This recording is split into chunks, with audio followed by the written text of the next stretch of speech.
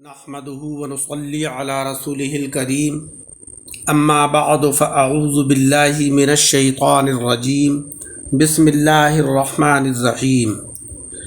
اذ تبرأ الذين اتبعوا من الذين اتبعوا ورأوا العذاب وتقطعت بهم الأسباب وقال الذين اتبعوا لو أن لنا كرة فنتبرأ منهم كما تبرؤوا منا كذلك يريهم الله أعمالهم حسرات عليهم وما هم بخارجين من النار صدق اللہ العلی العظیم۔ حضرات اکرام، آج کے درس میں سورہ بقرہ کی آیت نمبر 166 اور 67 کا دوسرا حصہ پیش ہے۔ ترجمہ ہے کہ جب بیزار ہوں گے وہ کہ جن کی اتباع کی گئی، یعنی پیشوا،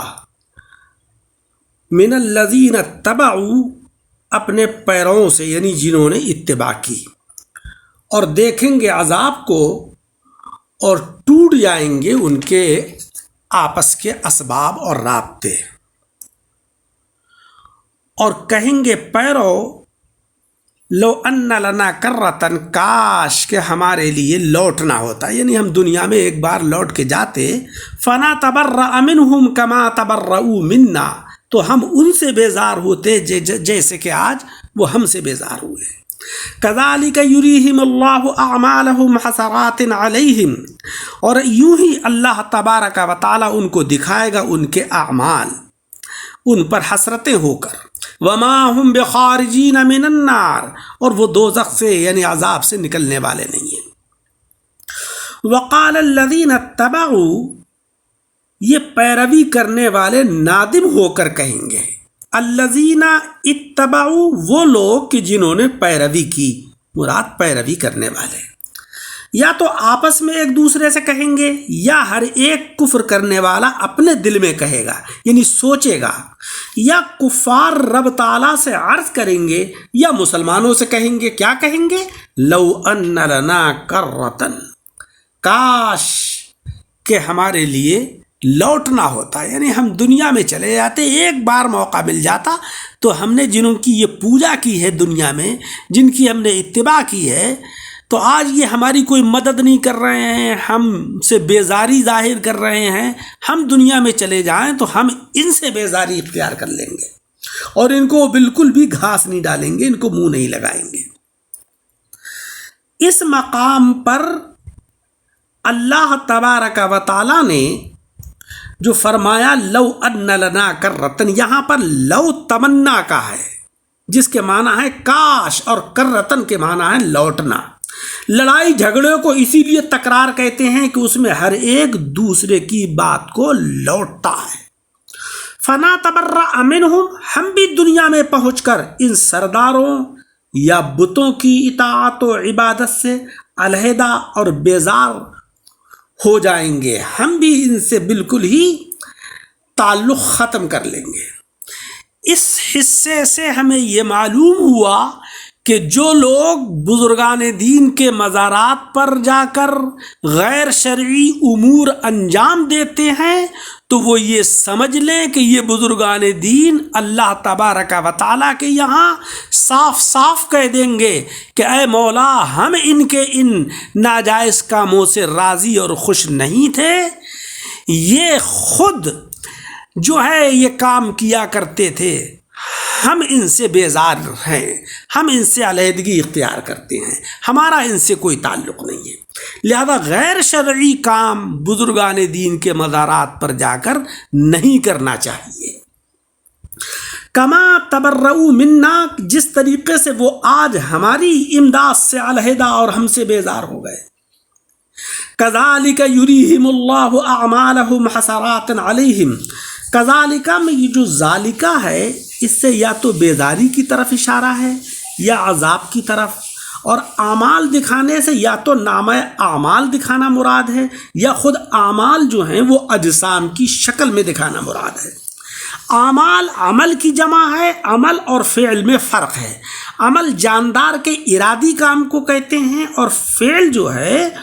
وہ اختیاری کام ہو یا غیر اختیاری کام ہو، ان دونوں کو فعل کہا جاتا ہے۔ لیکن عمل اسی کام کو کہیں گے کہ جو انسان خود اپنے اختیار سے کرتا ہے، اپنے ارادے سے کرتا ہے۔ حسرات حسرتن کی جمع ہے، جس کے لفظی معنی ہے کھل جانا۔ تھکے ہوئے کو حاصر یا محصور اسی لیے کہتے ہیں کہ اس تھکنے سے اس کی قوت کا پتہ لگ گیا کہ اتنی تھی اس کے اندر یہ طاقت۔ مجبور کو محصور اسی لیے کہا جاتا ہے کہ اس کی اصل حالت کھل جاتی ہے۔ شرمندگی اور ندامت کو حسرت کہنے کی یہی وجہ ہے کہ اس سے دلی غم اور دلی رنج ظاہر ہو جاتا ہے۔ قرآن کریم میں یہ لفظ جو ہے وہ ہر معنی میں استعمال ہوا ہے، مگر یہاں پر شرمندگی یا ندامت کے معنی میں ہے، کیونکہ یہ مشرکین جو ہے وہ جب اپنے اعمال کو دیکھیں گے اور ادھر دیکھیں گے کہ عذاب تیار ہے، اور ادھر دیکھیں گے کہ ان کے معبودان باطلہ ان سے بیزاری ظاہر کر رہے ہیں، ان کی کوئی مدد نہیں کر رہے ہیں، تو ان کو بڑی شرمندگی اور ندامت ہوگی۔ یعنی جس طریقے سے انہوں نے اپنے بڑوں کی بیزاری یا عذاب جہنم کو دیکھا، ایسے ہی اللہ تبارک و تعالیٰ ان کے سارے اعمال حسرتیں بنا کر انہیں دکھائے گا۔ یا تو اعمال سے ان کا کفر اور گمراہی مراد ہے، یا وہ ظاہری اعمال جنہیں اچھا سمجھ کر وہ کرتے تھے مگر حقیقت میں وہ کام برے تھے۔ یہ بھی شیطان کا دھوکہ ہے کہ انسان کے سامنے کسی نیک کام کو بنا کر وہ لائے جبکہ حقیقت میں وہ کام برا ہو۔ آج ہم یہ دیکھتے ہیں کہ بہت سارے مسلمان ہمارے ایسے کاموں کو بڑے شوق سے کرتے ہیں کہ جو قرآن اور احادیث مبارکہ سے ثابت نہیں ہیں، اور وہ بڑے فخر کے ساتھ ان کو اچھا سمجھ کے کرتے ہیں۔ یہ بھی شیطانی دھوکہ ہے۔ لہٰذا ہمیں ان امور سے کہ جو قرآن و احادیث کے خلاف ہوں ان سے بچنا چاہیے۔ لب لباب ان آیتوں کا یہ ہے کہ مشرکین اور کفار اس امید پر بت پرستی کر رہے ہیں کہ یہ بت وغیرہ مصیبت میں ان کے کام آئیں گے، مگر جب مصیبت اور عذاب دیکھیں گے تو وہ ان کی امداد تو کیا کرتے، الٹے ان سے بیزار ہو جائیں گے کہ ان کی صورت سے نفرت کریں گے اور انہیں ملامت کریں گے، اور اللہ تبارک و تعالیٰ سے اپنی برات ظاہر کریں گے کہ مولا یہ لوگ اپنے اعمال کے خود ہی ذمہ دار ہیں، ہم نے ان سے کفر نہیں کرایا تھا۔ اس کے سوا ان کے دیگر رشتے، تعلقات اور اسباب بھی ٹوٹ جائیں گے اور کچھ بھی کام نہیں آئیں گے۔ ماں باپ، بیٹے، اہل قرابہ سب انہیں پیٹھ دکھا دیں گے۔ تب یہ کہیں گے کہ کاش اب دنیا میں جانے کا ہمیں موقع مل جاتا تو ہم بھی ان سے ایسے ہی علیحدہ ہو جاتے جیسے آج انہوں نے کر کے دکھا دیا ہے۔ اس کے علاوہ ان کے سارے نیک اور برے اعمال ان کے سامنے حسرت اور شرمندگی ہو کر آئیں گے کہ کفر کرنے والے اور ایمان نہ لانے پر شرمندہ ہوں گے، اور بدکاری کرنے اور نیک اعمال کی بربادی پر نادم۔ غرض کہ صرف کفر کی وجہ سے سینکڑوں مایوسیاں درپیش ہوں گی۔ پھر یہ بھی نہیں کہ کبھی ان مصیبتوں سے نجات مل جائے، بلکہ ہمیشہ اس میں رہیں گے۔ لہذا یہ عذاب ان کا جو ہوگا وہ دائمی ہوگا ان کے کفر اور شرک کی وجہ سے۔ اللہ تبارک و تعالی ہمیں کفر و شرک سے محفوظ فرمائے۔ اس آیت کریمہ سے ہمیں چند فوائد حاصل ہوئے۔ پہلا فائدہ تو یہ ہے کہ پیشواؤں کا پیروکاروں سے نفرت کرنا اور بیزار ہونا یہ کفار کے لیے خاص ہے، کیونکہ یہ بھی کفر کا ہی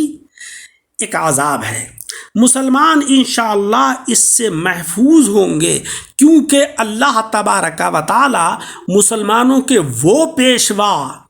کہ جو شریعت مطہرہ کے مطابق اپنی زندگیوں کو گزارتے تھے اور اپنے محبین کو شریعت کے مطابق زندگی گزارنے کی دعوت دیتے تھے، تو اللہ تبارک و تعالی ان پیشواؤں کو یہ اختیار عطا فرمائے گا کہ تم اپنے پیروکاروں کی سفارش کرو۔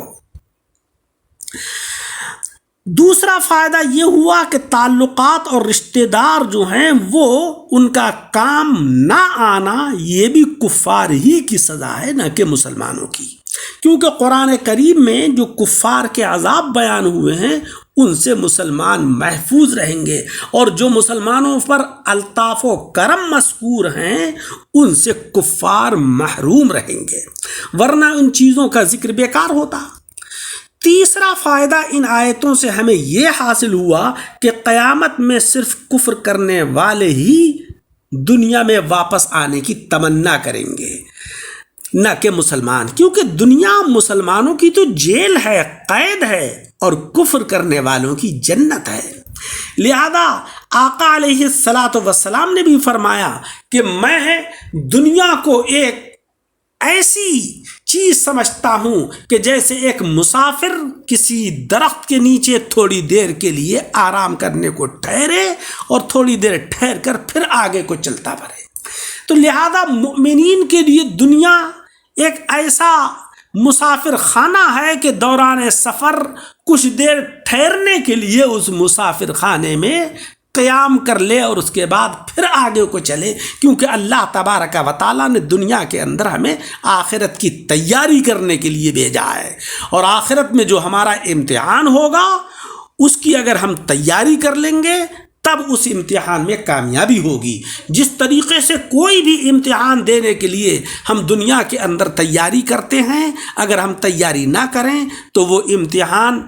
جو ہے اس میں ہم ناکام ہو جائیں گے، نمبر ہمارے کم آئیں گے۔ بس ایسے ہی ہمارا یہ بھی امتحان ہے کہ ہم دنیا کے اندر آخرت کی تیاری کریں۔ لیکن ہوتا کیا ہے کہ مسلمان اتنے غافل ہیں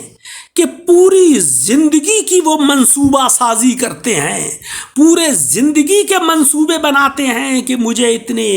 ایام تعلیم حاصل کرنا ہے، اس کے بعد مجھے ملازمت یا تجارت کرنا ہے، مجھے اچھا مکان بنانا ہے، مجھے شادی بیاہ کرنا ہے، لیکن کبھی وہ اپنی منصوبہ سازی میں یہ شامل نہیں کرتا ہے کہ مجھے مرنا بھی ہے اور مرنے کے بعد آخرت میں اللہ رب العزت کی بارگاہ میں حاضر ہونا ہے، اور وہاں پر دنیا کے اندر جو امور انجام دیے ہیں ان کا سب کا حساب دینا ہے۔ اللہ رب العزت سے دعا ہے کہ مولا رب العزت ہمیں دینی سمجھ عطا فرمائے اور شریعت مطہرہ کے مطابق زندگی گزارنے کی توفیق عطا فرمائے۔